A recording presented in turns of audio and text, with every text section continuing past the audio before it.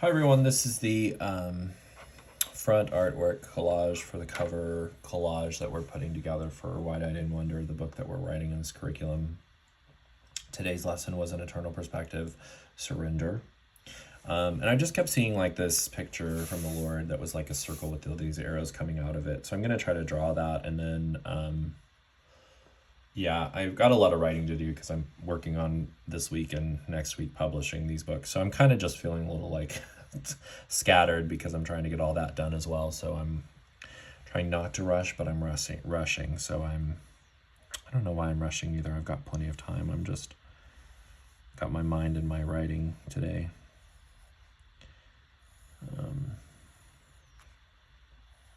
Surrender is about laying down our lives before God and giving up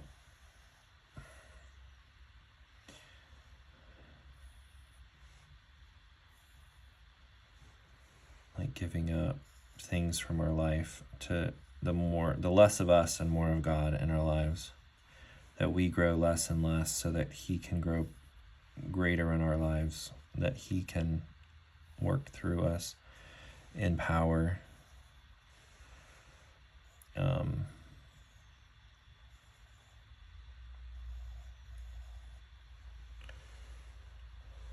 So there's like surrender is this giving up of things, but it's really not a loss at all because we're gaining eternal things. And it really has a lot to do with like our faith in God. You know, do we believe God is real? Do we believe what He says in His Word about eternity and about our lives? And do we trust what Jesus said about giving up, laying down our life to find it? You know, we really truly find who we are when we surrender our things, our money, our possessions, our journeys to the Lord. Then we discover who we really are by carrying out the good works that God had planned for us to do before time began, because God knew He was going to create us, and He knew how He was going to create us to be, and He knew all of the things He was going to ask us to do, and He knew our personalities, and He knew our talents and skills and all of that. And I don't know why, but I really feel like, no, it looks like a donut. Guess we don't need a donut, huh? Strike that.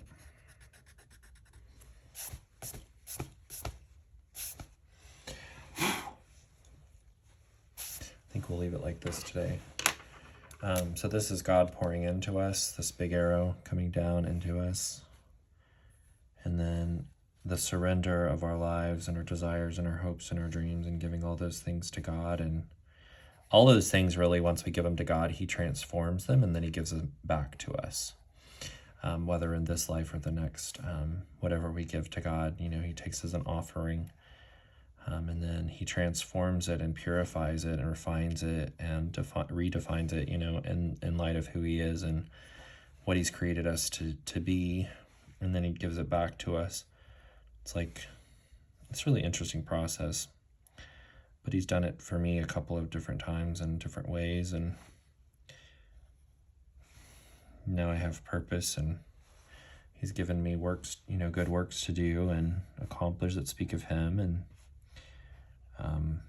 these videos, curriculums, and the book is just the things that God's asked me to do for His glory. And so I'm just being obedient, having laid down any dreams that I had. You know, I was a video game designer for 15 years. I always wanted to, like, you know, make a video game and release it. And, you know, I had my own desires and dreams for my life, but I gave all those to God so that I could,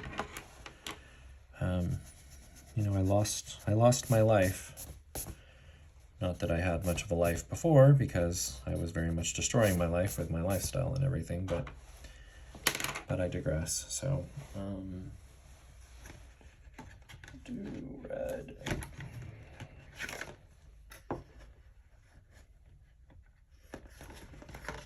Gold to silver.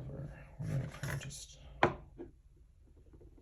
I think I'm gonna do black and red. I'm going to do a bunch of colors today. I don't know why. But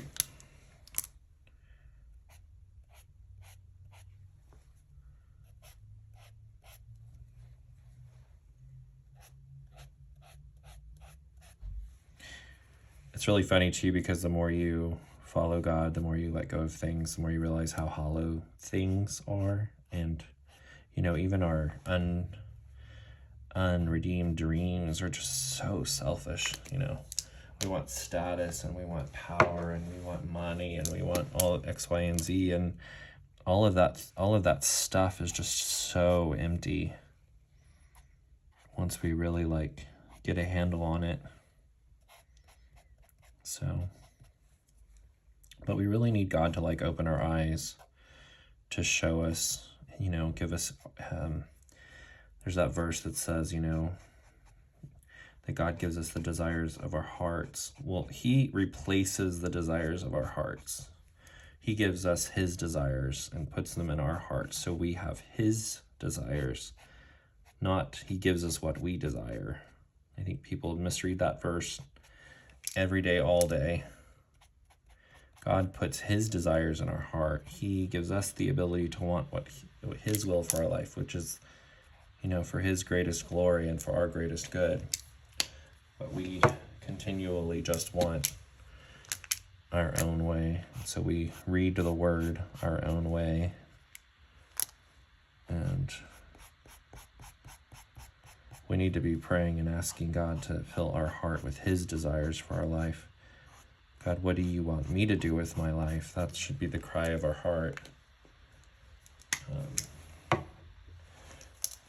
And then he refines us as gold and as silver. And that's what this gold and silver is here. He starts to transform the innermost parts of our being into gold and silver, the things of eternity, you know, the things worthwhile, the things that matter, love, generosity, goodness, joy, patience, peace. For everything we give him of our selfishness, he gives us like the holy things of his kingdom. So that's what this silver and gold represents, is like the things of God filling our lives, our eternal perspective of surrender.